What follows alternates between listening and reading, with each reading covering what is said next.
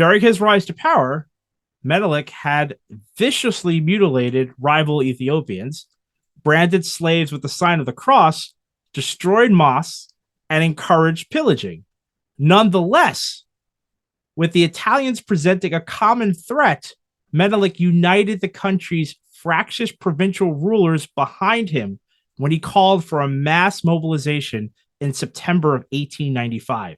He was able to raise around 80,000 to 120,000 troops, with men pouring in from almost all of Ethiopia's regions and ethnic groups. That just speaks to, because if I'm sure that even the things you listed are not just the tip of the iceberg, but don't do it justice, the atrocities that took place in infighting in that country. But that just shows you what a threat it must have been for him to say, but them. Like, we need to unite to stop this from happening, because this is going to be the end of us. Menelik, you killed my mother, but I'm not going to let these Italians enslave us. So you have my gun and my sword. That's exactly. But it shows you too. I mean, it goes back to, this wasn't people coming ashore for the first time. There was previous knowledge. They understood. They probably to some degree experienced the horrors that would have unfolded if they gave in. Well, it wasn't because everybody knew what happened to slaves. Yeah, exactly. This is well-known stuff by this point. Because in South America that didn't happen, right? People welcomed them in. That there wasn't this like unification right away to mass an army and fight them off the shores. Like, it just didn't happen that way. There's no previous knowledge. So I think I wanted to call it out because it proves your point even more for anyone that didn't know the full context of what the environment was, what the situation was, is that clearly they knew. Otherwise there probably wouldn't have been a significant amount of doubt, especially amongst divisions that didn't really care for one another. Which is why that's such an important point to bring up. But I also, this is another thing that I didn't necessarily write down, but speaks to what we've kind of been circling around, and is not mentioned, not by any of the journalists or any of the articles of the topic. Ethiopia is able to mount a defense by mobilizing a significant army, but most of the African slaves came from the West. So a lot of the depletion that we're talking about in terms of manpower, like human capital, was out of the West and south of the country. You have a place that did not necessarily get as decimated by the slave trade in the East, and they're able to amass, even though and I'm using quotes, people, even though technologically inferior, are able to amass a significant enough army to basically give a European power pause, because Italy kind of gets screwed. they kind of are the ones to take on the rest of everyone is taking on the rest of the. But that goes back to what I was saying. They got the horns. That's what I was saying before. If they weren't already previously conquered, did lesser European powers get saddled with them? That's kind of what I was going to before.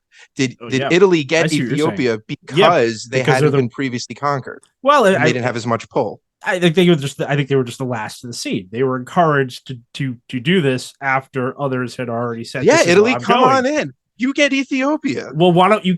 Or you're right. It could have been so diabolical to be like, "Why don't you occupy the Ethiopians?" That would be some. That's some 4D chess right there for the rest of European to be like, you know what. We don't want these people to be mercenary out to fight us. Exactly. Let's sacrifice Italy. So there's basically you have that initial meeting, and then you have another meeting that happens after that. That it's like that Zoom call that ends. Could you stay on for an extra couple minutes? Bye, Italy. Hey, could you just hang on? Just everyone else but Italy. Could you just hang on for 2 more minutes here? All right. So we're sending them in, right? They're going to Ethiopia because we don't want to deal with that. We're going to take over the part that we've been ravaging for the past 400 years. We wish them luck. We hope they can do well over there, but just occupy those people, because we're not doing that ourselves. We don't want that blemish on our record. So continuing, as Italy advanced through Ethiopia, Menelik marched his army north to meet them, covering around 600 miles.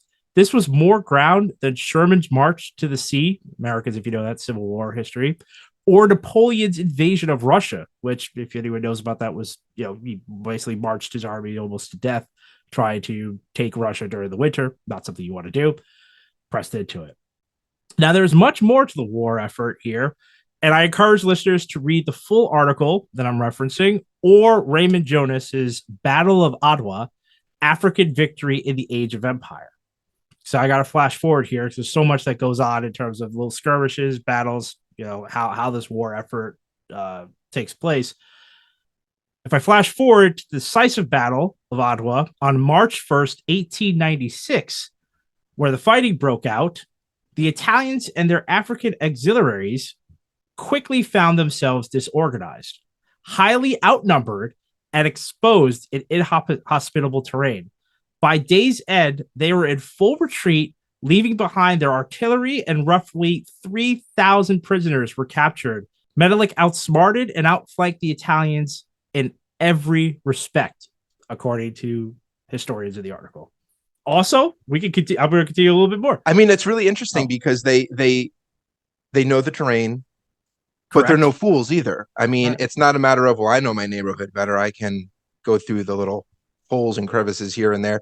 But strategically, they're strategic. They have plenty of militant art.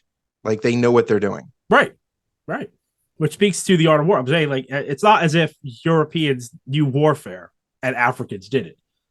They both know warfare. And when you're coming in, the odds are somewhat equal. Even if you have superior military might, you can still end up on the losing end of a battle, which is what happened to Italy. Many women contributed to the victory as well, serving as water distributors, medical care providers, prison guards, and morale boosters. Taitu, don't know if I'm pronouncing that either, Taytu, Menelik's wife, herself commanded her own personal army during the battle. Now, this woman actually could have a story onto herself as well, because she was a ardent hater of Europeans, essentially, and was kind of pivotal in terms of the rallying cry. I could just imagine Ethiopia to unite against the Europeans. Yeah. The arguments that they would have their home life, where he's got to like go over and be a diplomat. It's like, you're visiting Queen people over. He's like, you're visiting Victoria again. It's like that, that cursed whore. That's funny.